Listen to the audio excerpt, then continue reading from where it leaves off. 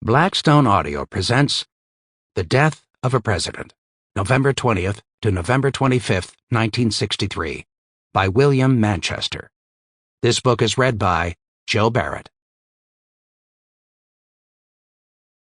For all in whose hearts he still lives, a watchman of honor who never sleeps. Foreword.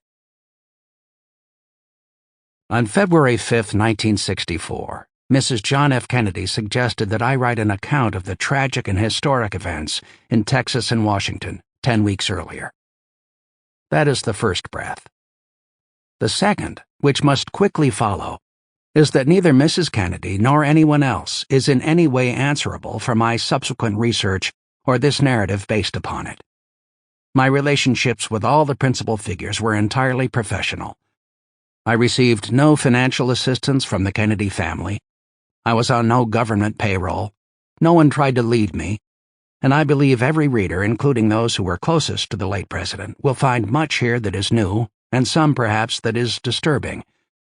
That is my responsibility. Mrs. Kennedy asked me but one question. Before our first taping session, she said, "Are you just going to put down all the facts, who ate what for breakfast and all that, or are you going to put yourself in the book too?"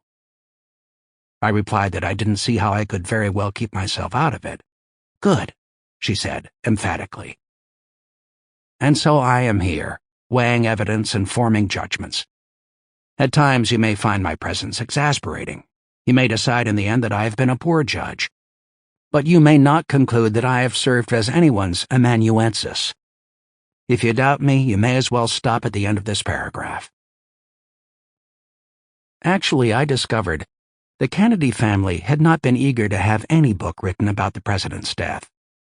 Understandably, they needed time to heal. But shortly after the burial in Arlington, various writers solicited their cooperation in such a project. It soon became apparent that volumes would appear in spite of their wishes. Under these circumstances, Jacqueline Kennedy resolved that there should be one complete, accurate account. I had not been among those who had approached her. I had been living in the Ruhr and was writing German history. At that time, I had not even met her. However, her husband had told her about me, and she had read a magazine profile I published about him the year before his death. Robert Kennedy also remembered my acquaintance with his brother.